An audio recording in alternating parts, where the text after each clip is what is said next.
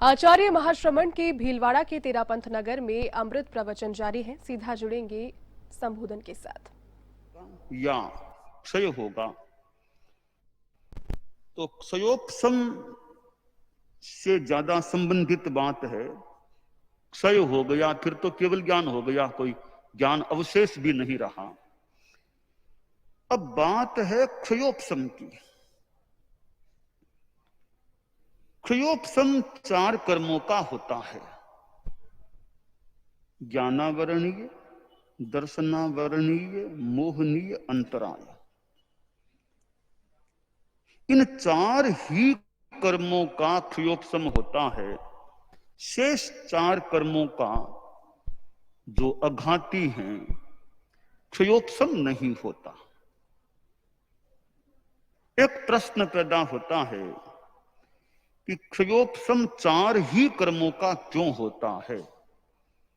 शेष 4 जो अघाती कर्म हैं उनका क्षयोपशम क्यों नहीं होता?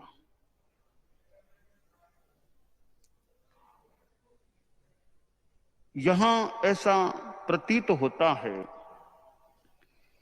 कि क्षयोपशम होने से कुछ उपलब्धि होती है। यानी एक कोई आवृत चीज है, जैसे एक चौकी बाजोट है, वो रखा हुआ था, आंधी आई, ऐसी आंधी आई कि वो इतना धूड़ का जमावड़ा हो गया कि वो बाजोट तो छिप गया धूल में। वो ऊपर से ऊपर धूल की परतें उस चौकी या बाजोट पर आई हुई है। अब वो ज्यों-ज्यों धूल कम होगी, एक तरफ से धूल कम हुई, एक किनारे से धूल कम हुई, तो बाजोट का एक सिरा दिखाई देने लग गया। तो वो उधर की धूल कम होने से क्या हुआ? उपलब्धि हो गई, बाजोट दिखने लग गया, सामने आ गया इतना सा। दूसरे किनारे की धूल भी उड़ गई, दूसरा किनारा भी दिखने लग गया। उधर पीछे वाले तीसरे किनारे की उस कॉर्नर की धूल उड़ गई, वो दिखने लग गया। अब चौथा जो कॉर्नर था उसकी भी धूल उड़ी, वो दिखने लग गई। यह ज्ञानावरणीय क्रम के संदर्भ में यह बात अभी बताई जा रही है कि चारों वो कॉर्नर दिखने लग गए। इसको हम 4 ज्ञान के समान मान लें। पहला कॉर्नर मति ज्ञान, दूसरा कॉर्नर श्रुत ज्ञान, तीसरा कॉर्नर अवधि ज्ञान, चौथा कॉर्नर मन प्रयोग ज्ञान। एक एक एक एक 4 ज्ञान स्पष्ट हो रहे हैं, उनके समान है यह उदाहरण। अब सारी धूल उड़ गई, पूरा बाजोट दिखने लग गया। अब एकाकार, अब 4 नहीं, अब एकाकार बाजोट हो गया। यह केवल ज्ञान के समान है कि जब तक पूरी धूल नहीं मिटी तब तक 4 किनारे दिख रहे थे, 1 2 3 4 दिख रहे थे। सारी धूल उड़ी, अब 1 2 3 4 नहीं, अब एक ही है। वो बाजोट, बस पूरा बाजोट एक रूप में दिख रहा है। तो ज्ञानावरणीय क्रम का क्षोपशम होता है तब तो यह, इसको मति श्रुत ज्ञान है, इसके पास अवधि ज्ञान भी है, इसके पास मन प्रयोग, यूं अलग अलग रूपों में क्षयोपशम को देखा जा सकता है। तो मति श्रुत ज्ञान में भी किसका निर्मल है, किसका कम निर्मल है, यह भी भेद किया जा सकता है। जब ज्ञानावरणीय कर्म का क्षय होता है तो फिर सारा ज्ञान एकाकार हो गया। फिर मति श्रुत अवधि मन प्रयोग नहीं, फिर तो बस एक केवल ज्ञान है। केवल ज्ञान ही है, अज्ञान है ही नहीं, संपूर्ण ज्ञान है। यह बात तो ज्ञानावरणीय कर्म के क्षयोपशम के संदर्भ में हो गई। ज्ञानावरणीय कर्म का क्षयोपशम हुआ, एक ज्ञान की उपलब्धि हो गई। इसी प्रकार दर्शनावरणीय कर्म का क्षय हुआ या क्षयोपशम हुआ तो कुछ अंशों में उपलब्धि हो गई। इसी प्रकार मोहनीय, इसी प्रकार अंतराय। ये चार घाती क्रम हैं। ये तो ज्यों ज्यों हल्के पड़ते हैं त्यों त्यों कुछ उपलब्धि होती है। उपलब्धि क्यों होती है कि वो बाजोट की तरह हमारे गुण तो भीतर में है ही, वो कर्मों का आवरण आ गया है। जो जो वो हटता है कर्मों का आवरण, वो मूल चीज प्रकट होती चली जाती है। तो यह जो प्रकट होने की चीज है वो घाती क्रमों में तो हो सकती है। अब अघाती क्रम है कि भाई नाम क्रम को कम कर दिया, उससे क्या मिलेगा? ज्ञानावरणीय का हल्कापन होने से तो ज्ञान मिल जाएगा, दर्शन मिल जाएगा। मोहनीय का हल्कापन होगा तो शांति हो जाएगी, उपशम शांति। अंतराय का हल्कापन मत शक्ति की प्राप्ति। यो चार अघाती क्रम हैं, वे हल्के पड़ने से क्या मिले? इसलिए जिसके हल्के पड़ने से उपलब्धि होती है वहां क्षयोपशम होता है। जहां कोई उपलब्धि नहीं होती है वहां क्षयोपशम नहीं होता। तो यह कारण है कि चार घाती क्रमों का ही क्षयोपशम इसलिए है कि ये चार घाती क्रम मूल आत्म गुणों को आवृत करने वाले, अप्रकट करने वाले, तिरोहित करने वाले हैं। अब जैसे आकाश में सूर्य है, अब वहां वो बादल हटेंगे तो सूर्य, थोड़े बादल हटे तो थोड़ा दिखने लगा, पूरे हटे तो पूरा सूर्य दिखने लग गया। तो वहां तो सूर्य भीतर में है, तो वो आवरण जो जो हटेगा तो वो सूर्य दिखाई देने लगेगा। अब जहां कुछ है ही नहीं, अब जहां मान लो सूर्य नहीं, यहां कोई बादल है, तो वो हटने से क्या दिखाई देगा? वो आकाश पड़ा है, ठीक है।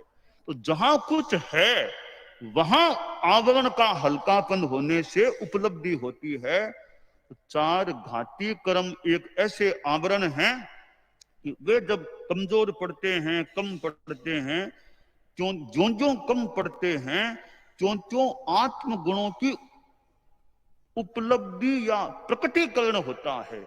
इसलिए वो चार कर्मों में ही संभव है, शेष चार कर्मों में उस रूप में संभव नहीं होता। इसलिए क्षयोपशम चार घाती कर्मों का ही होता है।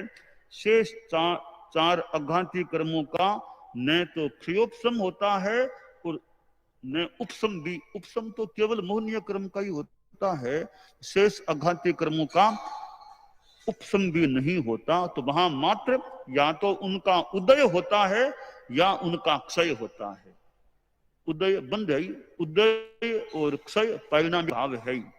तो उपशम केवल मोहनीय क्रम का होता है, क्षयोपशम चार घाती क्रमों का होता है और उदय आठों ही क्रमों का होता है। क्षय भी आठों ही क्रमों का हो सकता है, पारिणामिक सबके साथ है ही है। यहां ठाणंग में एक ज्ञान के संदर्भ की बात आई है। 9 प्रकार का पाप श्रुत प्रसंग होता है। तो ज्ञान तो अपने आप में उपलब्धि है। देखिए, थोड़ी सी बात समझ में थोड़ी आ जाए, थोड़ी कम आ जाए, पर बात यह लग रही है कि ज्ञान अपने आप में इस रूप में निर्मल है कि किसी को चोरी करने का भी ज्ञान है तो वो ज्ञान अपने आप में निर्मल ही है। किसी को मारने का तरीके का ज्ञान है कि हत्या कैसे करनी, बंदूक कैसे चलानी, अणुबम का विस्फोट कैसे कर देना, यह भी ज्ञान किसी को है। ज्ञान अपने आप में निष्पत्ति है, निर्मल चीज है। ज्ञान खराब नहीं है। खराब से खराब चीज का भी ज्ञान, जहां तक केवल ज्ञान है, तो ज्ञान तो अपने आप में क्षयोपशम भाव है या फिर क्षयिक भाव है। तो ज्ञान बुरी चीज का होना भी, ज्ञान अपने आप में खराब नहीं होता। इसीलिए इसका एक प्रमाण यह है कि नव तत्वों में छांडवा जोग, आदरवा जोग, जानवा जोग। तो जानवा जोग तो पाप भी जानवा जोग है, आश्रव भी यानी गेय है। तो यानी गेय नव ही तत्व हैं, यानी अच्छा बुरा सब कुछ गेय है, पर उपादेय नहीं है। बस यह महत्वपूर्ण बात है कि दुनिया में गेय तो सब है, पर हेय सब नहीं है, और उपादेय भी सब नहीं है। जैसे नव तत्वों में गेय तो पुण्य भी है, पाप भी है, आश्रव भी है, बंध भी, सारे नव तत्व गेय हैं, पर उपादेय सारे नहीं है। संबर उपादेय है, निर्जरा उपादेय है, और मोक्ष उपादेय है। इन तीन के सिवाय उपादेय नहीं, बाकी गेय हैं या फिर हेय हैं। जैसे अब आश्रव हेय है, बंध हेय है, पुण्य पाप भी हेय है। जीव जीव तो ठीक है, सापेक्ष बात भी हो सकती है, हेय में भी कोई लिया जा सकता है। तो मूलतः ये पुण्य पाप बंध और आश्रव, ये चार तो एक नितांत हेय हो जाते हैं। जीव जीव को एक सापेक्ष दृष्टि से कुछ लिया जा सकता है। उपादेय तीन हैं ही, संबर, निर्जरा और मोक्ष। तो गेय नव ही तत्व है, यानी खराब चीज भी गेय की भूमिका तक तो ठीक है, जान लो, भले सांप को भी जान लो, भले कुत्ते को भी जान लो, दुर्जन को भी समझ लो, सज्जन को भी जान लो, जानने तक निर्मलता ही है। अब प्रश्न यह है, उस उपादेय और हेय यह विवेक करना फिर आवश्यक है। जान तो लिया, अब हेय क्या और उपादेय क्या, यहां गड़बड़ नहीं होनी चाहिए। है तो हेय, उसको कोई ग्रहण करना शुरू कर दिया, है उपादेय, उसको छोड़ने का प्रयास शुरू कर दिया, यह विपर्यास हो जाता है। तो यहां थानंग में जो बताया गया है, पापश्रुत प्रसंग के 9 प्रकार हैं। यानी अब ज्ञान में एक बात और है, ये नव ही तत्व हैं।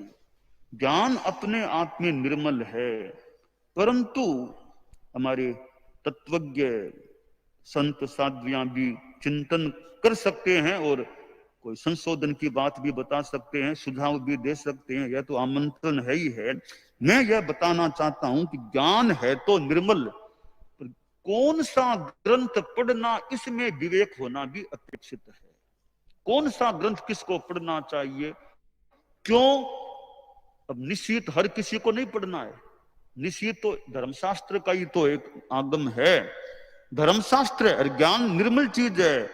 कल का नवदीक्षित साधु, उसको निश्चित पढ़ाओ, मत पढ़ाओ, अभी मत पढ़ाओ उसको, 3 साल पहले हो जाए दीक्षा लिए, बाद में पढ़ाना। आया चूल्हा पढ़ा दो, अभी नहीं, 3 साल पहले होने दो, फिर पढ़ाना। ज्ञान निर्मल है, कौन सा ग्रंथ किसके पढ़ने के योग्य है, किसके पढ़ने के लायक नहीं है, यह विवेक अपेक्षित है। अब जैसे मान लो, अब एक साधु है, अब वो 10वें आलियम पढ़े तो माने साच, सीखे पढ़े, आवश्यक का अर्थ समझो, ठीक है, उत्तर जैनानी पढ़ो, बढ़िया बात है। अब साधु है, सुबह सुबह नाश्ता किया, अखबार लाके क्रिकेट का देखो कौन जीता और कौन हारा, ओलंपिक क्रिकेट कौन जीता, इसमें टाइम लगाओ। अरे भैया, अभी सुबह का टाइम था, थोड़ा आगम पढ़ते तो देखते, आधा घंटा घंटा तुम इसमें लगा दिया, अखबार लेकर के क्रिकेट देख लो और वो देख लो, राजनीति को देख लो, और कौन सी पार्टी में कौन मंत्री बनने वाला है, सरकार में किस मंत्रिमंडल का विस्तार क्या होगा, आधा घंटा घंटा उसमें लगा दिया। वो भी छोटा साधु, उसमें घंटा पौन घंटा सुबह सुबह का टाइम, तो भी इस टाइम तुम थोड़ा सीखना कर लेते, कोई अच्छा और अध्ययन करते, अच्छी बात है। अब तुमने क्रिकेट, ओलंपिक, ये चीजें कौन हारा, कौन किसको मिला, क्या मिला क्या नहीं मिला, इसमें तुमने टाइम लगा दिया। अभी क्या जरूरत थी तुमको, तुम बच्चे बाल साधु हो, तो अभी तो सुबह सुबह अध्ययन कर, दूसरा मूल अध्ययन करते ना, इसमें क्यों टाइम लगा दिया। तो ज्ञान तो निर्मल है, पर किसके लिए क्या पठनीय है, क्या अपठनीय है, कब पठनीय कब अपठनीय है, यह विवेक तो अपेक्षित है। तो इस संदर्भ में मैं इस आगम की बात को बताना चाहूंगा कि पाप सूत्र प्रसंग ऐसे भी ग्रंथ हैं जो सीधे धर्म से जुड़े हुए नहीं हैं, और जिनमें सावध्य बातें भी संभव है, और जिनमें आसक्ति आने से पाप का बंध भी हो सकता है। ऐसे 9 बताए गए हैं पाप सूत प्रसंग। पहला है उत्पात, प्रकृति विप्लव और राष्ट्रीय विप्लव का सूचक शास्त्र। 2 निमित्त, अतीत वर्तमान और भविष्य को जानने का शास्त्र। तीसरा मंत्र, मंत्र विद्या का प्रतिपादक शास्त्र। चौथा आख्यायिका, मातंग विद्या, एक विद्या जिससे अतीत आदि की परोक्ष बातें जानी जा सकती हैं। पांचवा चिकित्सा, आयुर्वेद आदि। छठा कला, 72 कलाओं का प्रतिपादक शास्त्र। सातवां आवरण, वास्तु विद्या। आठवां अज्ञान, लौकिक श्रुत, भरतनाट्य आदि। नौवां मिथ्या प्रवचन, कुतीर्थकों के शास्त्र। अब ये ग्रंथ हैं, तो मेरा जहां तक इसमें विचार है, कोई ग्रंथ की आसाधना नहीं, ज्ञान की कहीं आसाधना नहीं होनी चाहिए। ज्ञान ज्ञान है, ग्रंथों का अपना अपना महत्व भी होता है। अब ये कई ग्रंथ कईयों के बड़े उपयोगी हो सकते हैं, पर अब संदर्भ देखना चाहिए किसके लिए ये ग्रंथ अपठनीय हो सकते हैं, किसके लिए एक संदर्भ में उपयोगी हो सकते हैं। जैसे अब मान लीजिए नाट्य शास्त्र है, मान ली। अब नाट्य शास्त्र है तो भाई अब साधु को इतना क्या जरूरत है अध्ययन, अपना वो दूसरा अध्ययन करो, आगमिक धार्मिक साधना अध्यात्म उसका पढ़ो। नाट्य शास्त्रों को उसमें मैं तो डिग्री लूंगा, तो उसका इतना कोई उपयोगी, साधु के लिए वो इतना उपयोगी चीज नहीं होगा। तो अब एक साधु है मान लीजिए, अब वो कोई ऐसे ग्रंथों को पढ़े, अब उच्चाटन मारण आदि आदि आदि बातों वाले ग्रंथ हैं, तो भी तुम्हें इतना मतलब नहीं उनका अध्ययन करने का। मामूली ज्ञान भले कर लो, उनमें ज्यादा गहराई में न तो तुम्हें मरण का प्रयोग करना, न तुम्हें उच्चाटन करना, तो इन चीजों में तुम पढ़ो तो अपने नौकार मंत्र का गहरा अध्ययन करो ना। नौकार मंत्र का क्या है, कैसे आत्मा का कल्याण हो, और अच्छे मंत्र लोग आदि आदि इनका अध्ययन कर लो। जो तुम्हारे लायक नहीं है उन ग्रंथों के पढ़ने में तुम टाइम क्यों लगा? जो उपयोगी उतना उतना भले जान लो, बाकी उनमें ज्यादा टाइम मत लगाओ जो तुम्हारे काम के नहीं है। तुम्हारे उपयोग में आने वाले उन ग्रंथों को भले पढ़ो। तो इनको पाप सूत प्रसंग कहा है शास्त्रकार ने। तो पाप सूत प्रसंग क्यों है? जहां तक ज्ञान है वे तो निर्मल है, ज्ञान कोई खराब नहीं है, परंतु ये ऐसी चीजें हैं जो पाप बंध की कारण भी बन सकती हैं, जिनमें सावध्य बातें भी संभव आ सकती हैं। इसलिए 2 कारणों से पाप सूत कहा जा सकता है। पहला कारण है जिनमें सावध्य बातों की प्रधानता हो, वो एक पाप सूत हो सकता है, ऐसा मुझे लगा। दूसरा कारण है जिन ग्रंथों को पढ़ने से आदमी के पाप कर्म बंध की अधिक संभावना बन जाती है, तो वे पाप सूत प्रसंग है। यो अप्रमत्त साधु भले किसी ग्रंथ को पढ़ ले, उसके क्या पाप बनेगा? तो सामान्यतया जो पाप बंध का निमित्त बन सकता है। अब जैसे मैंने क्रिकेट की बात कही, एक प्रौढ़ साधु ने मान लो कोई पत्र आ गया, मामूली की चाची जो थोड़ा देख भी लिया, वो तो बहुत उच्च कोटि का साधक है, उसके पाप कर्म ने भी बंधे। अब वे 2-3 वर्ष के दीक्षित जो बाल मुनि वगैरह वगैरह हैं, वो रुचि से वो देख रही हैं, वो देखें कौन जीता कौन हरा, क्या हुआ क्या हुआ। वह उनके लिए पाप कर्म बंध का भी निमित्त बन सकता है, तो उनके अध्ययन आदि मूल के विकास में बाधक भी बन सकता है। एक श्लोक इस दृष्टि से बड़ा महत्वपूर्ण है, कौन सा ज्ञान करें? जैन रागा विरज्य जैन शेयेषु रज्जति जैन मिट्टी प्रभाविज्य तम नाणम जिन शासन। ऐसा ज्ञान करो जिससे तुम राग से विराग की ओर आगे बढ़ सको। ऐसा ज्ञान करो, ऐसे ग्रंथों को पढ़ो जिससे श्रेयों में कल्याणों में अनुरक्ति तुम्हारी पुष्ट हो जाए। ऐसा ज्ञान करो जिससे प्राणी मात्र के प्रति मैत्री भाव से तुम्हारी चेतना वासित, सुवासित, सुभावित हो जाए। ऐसा देन जेन तत्सम विबुद्धज्ज, जिससे तत्वों का ज्ञान होता है, ऐसा ज्ञान करो। तो ज्ञान अपने आप में निर्मल है। कौन से ग्रंथों को पढ़ना और कौन से को नहीं पढ़ना, और कौन से को किस अवस्था में पढ़ना और कौन से ग्रंथों को किस अवस्था में नहीं पढ़ना, यह विवेचन बड़ा महत्वपूर्ण, उपयोगी और करणीय होता है। इसलिए संभवतः एक बार कहा गया, वो ये बाल मुनि हैं, इनको ज्यादा ये कॉमिक्स आदि में इतनी ज्यादा नहीं पढ़नी चाहिए, क्योंकि इनका समय इनमें ज्यादा लग जाएगा, तो ये मूल अध्ययन कैसे कर पाएंगे। और भी कई ऐसे उपन्यास भी हों कि जिनको पढ़ना साधु के लिए साधना में कुछ बाधक भी बन सकता है। तो हमने कहा भी अमुक अमुक उपन्यास को नहीं पढ़ना चाहिए जो साधना में कुछ बाधक बन सकते हैं। ज्ञान है, पर वो ग्रंथ भी कहीं साधना में बाधकता पैदा कर दें, तो हमने नामोल्लेख पूर्वक अमुक अमुक उपन्यासों को, चारित्रात्माओं को पढ़ने में काम नहीं लेना चाहिए। तो क्यों? तो ये पाप सूत्र प्रसंग है, ये एक दृष्टि प्रदान करने वाला सूत्र है कि कौन से ग्रंथ हैं जो पाप के निमित्त बन सकते हैं। तो जिसमें अध्यात्म की बात प्रधानतया नहीं है, यानी जो अध्यात्म के अभाव से युक्त है, वो एक संदर्भ में वो पाप सूत्र की कोटि में आ सकते हैं। तो ये दुनिया में बहुत से ग्रंथ हैं, बहुत सी विद्याएं हैं, तो उनमें एक अध्यात्म विद्या भी है। तो जो ग्रंथ अध्यात्म विद्या से जुड़े हुए नहीं हो और जो ग्रंथ अध्यात्म की साधना में बाधक बनने के लिए संभावित हो, वे कम से कम साधु चारित्रात्मा के लिए तो पाप सूत्र प्रसंग बन सकते हैं। इसलिए उनके अवांछनीय अनपेक्षित अध्ययन पठन पाठन से भी साधु आत्मा को बचने का प्रयास करना चाहिए।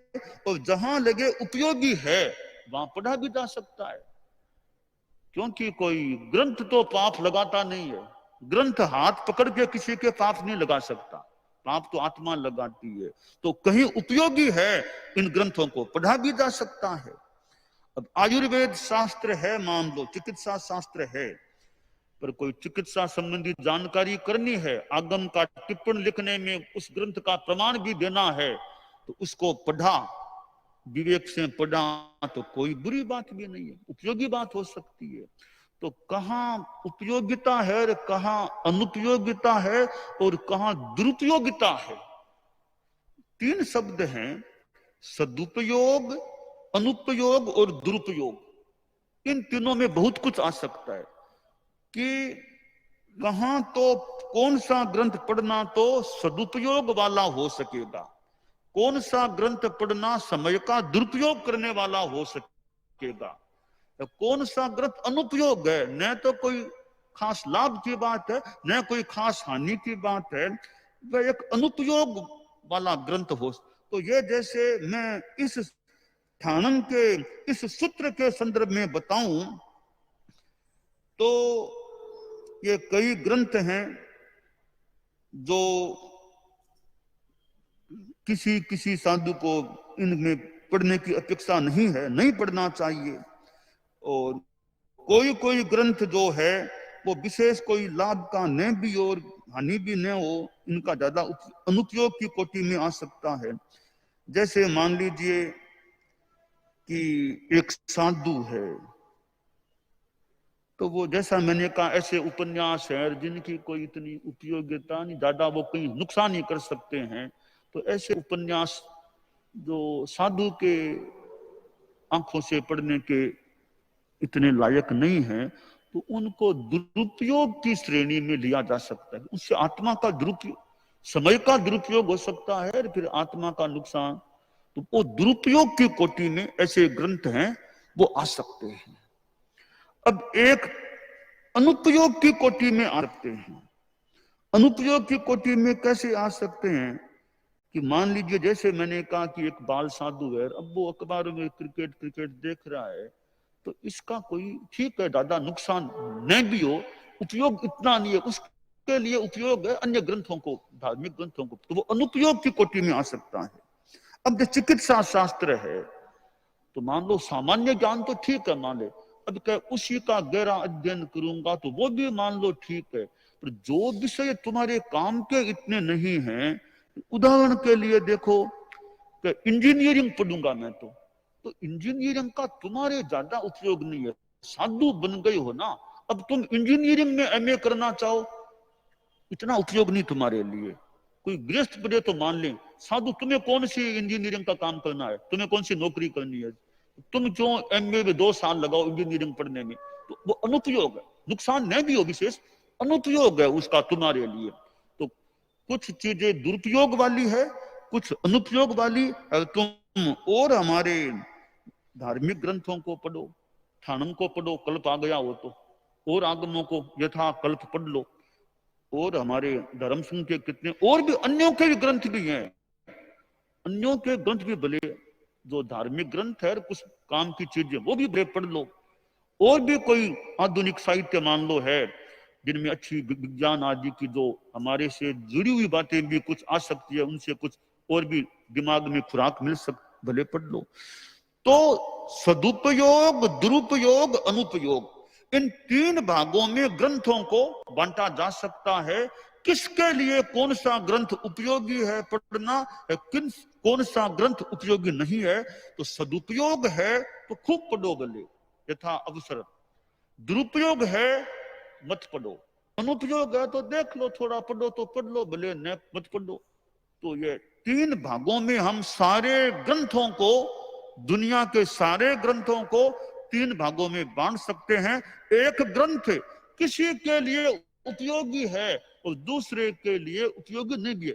इंजीनियरिंग है, जो विद्यार्थी इंजीनियरिंग का छात्र है उसके लिए तो उपयोगी है वो, बाकी अन्य कोई डॉक्टर का मैं वो पढ़ूंगा, तुम्हें इतना मतलब नहीं है। तो किसके लिए उपयोगी, किसके लिए अनुपयोगी, आदि आदि चीजों का विवेचन करके ग्रंथों का अध्ययन किया जाए तो ज्यादा अच्छी बात हो सकती है। दानान सिद्धम अभयपयाणम सच्चे सुया अणवज्जम गयंती तवे सुया उत्तम बंभचेरम लोगुत्तमे समणेनाय पुत्ते।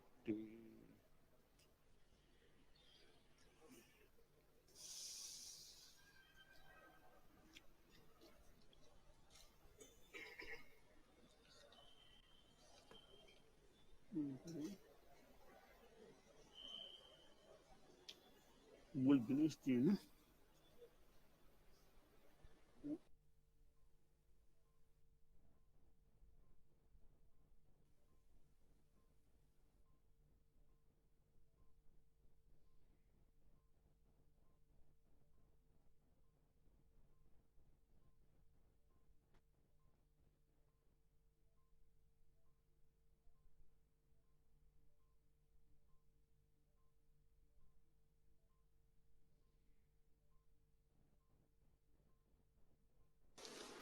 माणक महिमा।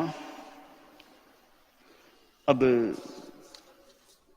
नया आचार्य धर्म संघ में हो गया, क्योंकि पूर्वाचार्य को जो ही महाप्रयाण हुयो तो एक तरह तो वह युवाचार्य आचार्य बनी गया, वह तो बनी गया तो बन ही गया। अब वो ऑफिस औपचारिक प्रोग्राम भले बाद में हो जाओ, तो मूल तो पूर्वाचार्य को अंतिम श्वास ले जो युवाचार्य आचार्य अपना आप ही बन गया। तो यहाँ मानक मुनि अब अपना आप ही आचार्य बनी गया, एक पट्टोत्सव के रूप में चद्दर ओढ़ा के स्थापित करना, वो एक रस्म अदा करनी है। तो प्रश्न है कि नया आचार्य को पट्टोत्सव कद मनावा, तो निर्णय हुयो है मघवा तखते बड़ भगत मणि माणक आसीन चैत्र कृष्ण तिथि अष्टमी, सुंदर समय सूची।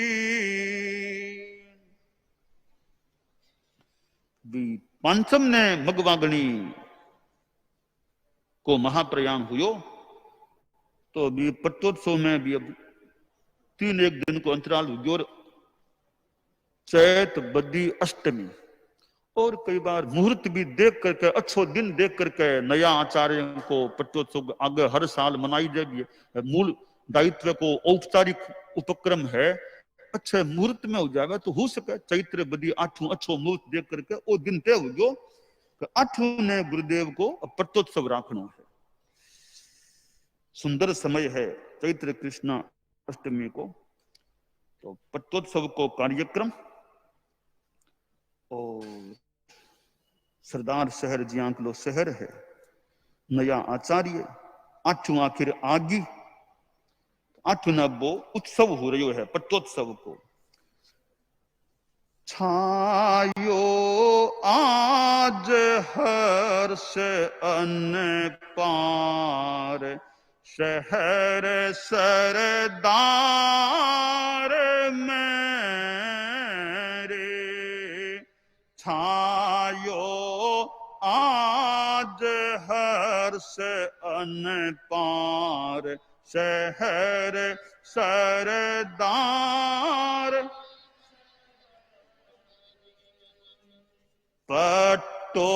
पट्टोत्सवरी अजब बहार, धर्म दरबार मेरे। पट्टोत्सवरी अजब बहार, धर्म दर।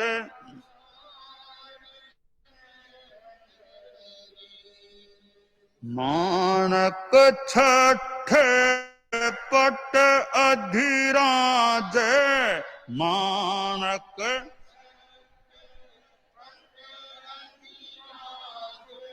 सम्मुख चार तीर्थ छवि छाज, सम्मुख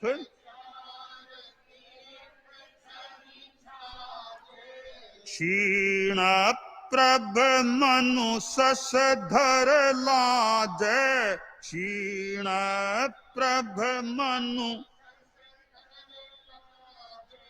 साझे अभिनव नायक सेवा श्रुत विस्तार मेरे। छायो आज हर्ष अन पार, शहर सरदार में। पट्टोत्सवरी अजब बहार, धर्म दरबार मेरे।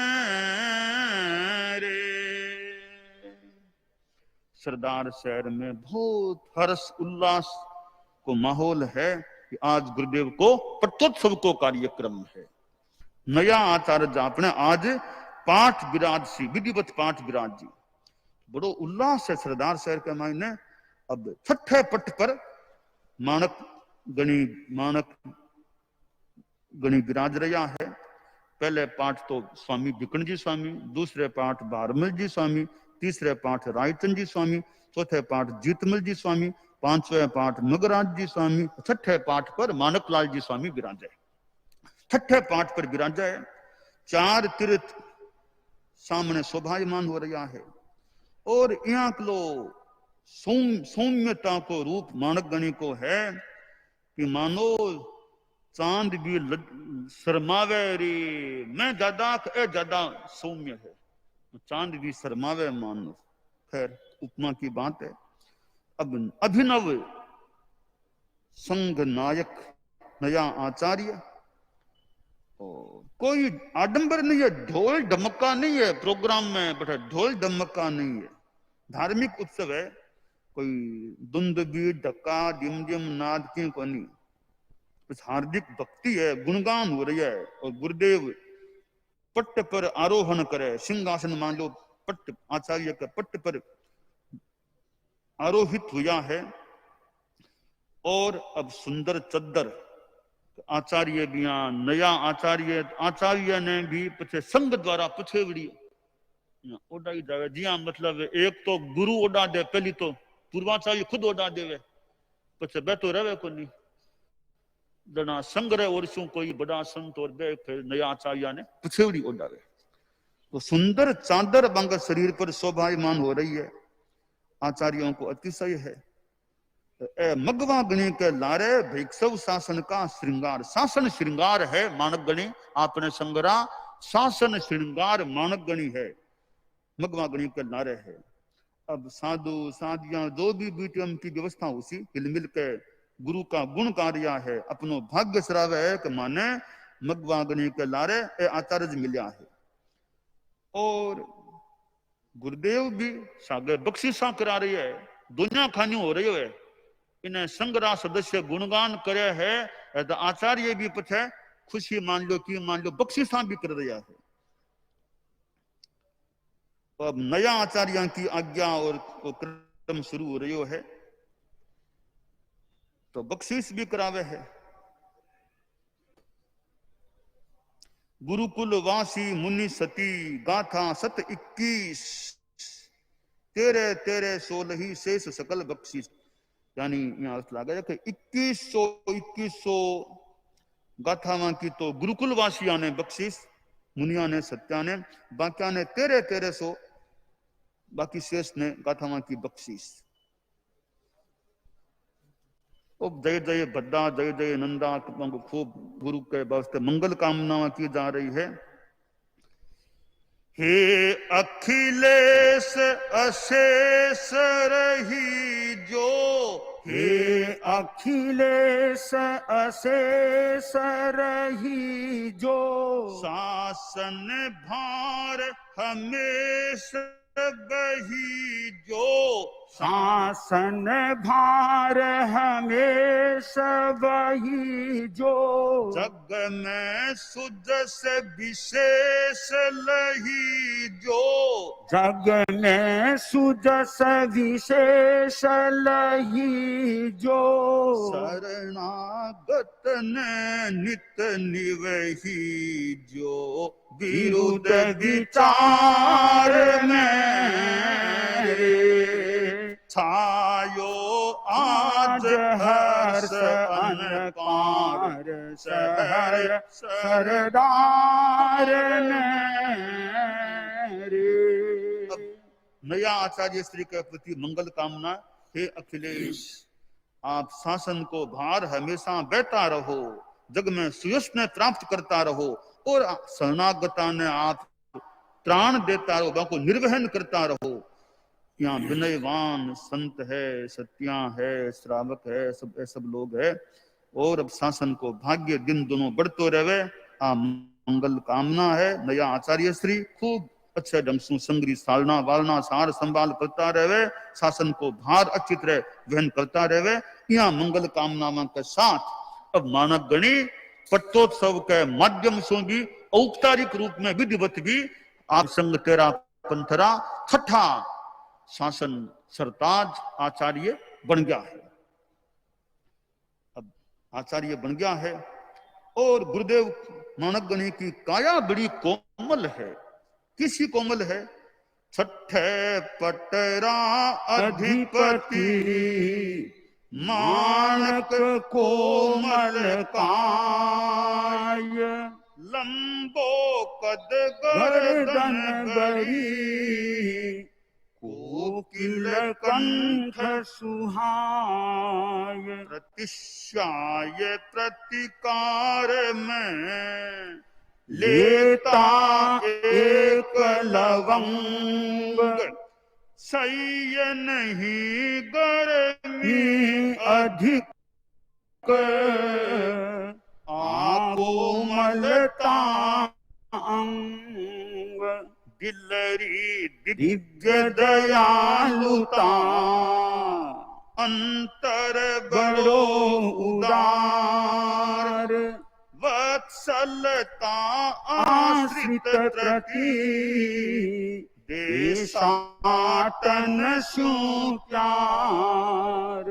7 कोस तक सांतरी धरता मंजिल एक। डग भरता लंबी सजग गति त्वरता साते। छठा आचार्य शासन अधिनायक नायक इतना कोमल हा के प्रतिश्याय शरद गर्मी लाग जाऊं थी दिग प्रतिकार वास्ते एक लवंग लेता, ज्यादा गर्मी सही को नहीं होती, इतनी कोमलता आई शरीर के मायने। और कद गुरुदेव को लंबो शरीर को, गर्दन भी यहाँ बड़ी ही, सामान्य आदमी की ऊंचाई से थोड़ा ज्यादा ऊंचा लंबा परम पूज्य मानक गणी हा। कंठ कोकिल कंठ बिछो गयो है और दिल में बहुत दिव्य दयालुता, बड़ा उदार है, अपने आश्रिता के प्रति वत्सलता भी रखे और देशाटन से प्यार। विचलने को बड़ो शौक है, विचलने को बड़ी रुचि है, अच्छो है। और प्यार भी करता के 2 कोस किलोमीटर 10 किलोमीटर नहीं 10-12 नहीं 7 कोस को प्यार करो आपने। 7 कोस को प्यार त्यारो 7 कोस को प्यार करने वास्ते 7 कोस तो बहुत बड़ो प्यार हुआ है, बहुत बड़ो प्यार हुआ है। 16 किलोमीटर को 5 कोस मान लो तो कड़ा 20 किलोमीटर में कड़ा ज्यादा 22 गजब की बात है। 1 एक मंजिल 7 कोस की, तो बहुत ही लंबो प्यार है 7 कोस की मंजिल। तो सुबह शाम तो फिर भी मान लो कोई कर ले, 7 कोस की धरता मंजिल एक, डग भरता लंबा, डग भी लंबा लंबा भरता, गति में तीव्रता त्वरा गति के मायने ही। तो यहाँ कला गुरुदेव मानक गणी शासन को भार निर्वहन कर रहा है। अब संतान ने सुविधा दी है, कल 2-2 पोथी राज की 2-2 पोथी को वो जानतो तो मानक गणी का कम करो, 1 पोथी कर दो। 2 पोथी यानी 2 पोथी को मतलब गयो के करीब 5 किलो वजन। 2 पोथी को 5, 1 को 2.5 किलो, 2 को 5 किलो। अब बिना आधो कर दे वजन ने करुणा बनता के भी संतान है तो भाव नहीं, आधो करो 1 पोथी। और कपड़ा धोइड़ा कपड़ा पहनना चाहिए, कपड़ा धोइड़ा कपड़ा। तो आ व्यवस्था कर देवा की चिंतन है कि कपड़ा धौत वस्त्र परिधान, धोइड़ा कपड़ा को अच्छी लागे पण सोचो पण पछे बैठो कोनी, सोची चालू नहीं करी लख अवसर अभिराम। सोचो तो कपड़ा धोइड़ा कपड़ा पहरा जावे पण वो चालू करी कोनी, ये बात सोची है चालू नहीं करी, चालू गुरुदेव तुलसी करी बात। तो यहाँ यानी मानक गणी के मन में कुछ नई कल्पना नयो करा संग में। तो कई बात सोची जा सके पण वे मानक गणी सोची तो वेला पण कर कई बात नवीनता कुछ ला को नहीं सकिया। खैर यहाँ मानक गणी 5 विराजरा अब आपको शासन ने संभाल रही है।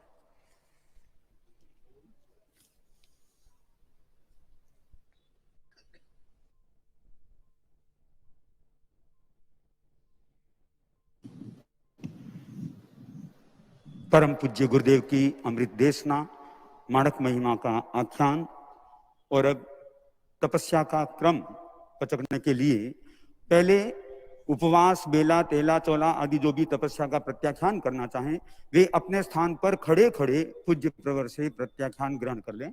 बहने भी भाई भी जो भी चाहें वे साध्वी जी भी पचकना, साध्वी संबर ये साध्वी जी वे तैयार हो जाएं। जिनको उपवास बेला तेला आदि पचकना हो उन सबको सूर्य उग गए भत्तम पचखामी असनम खाइमम साइमम अपानम बोशिरामी कल सूर्योदय तक तीनों आहारों के त्याग।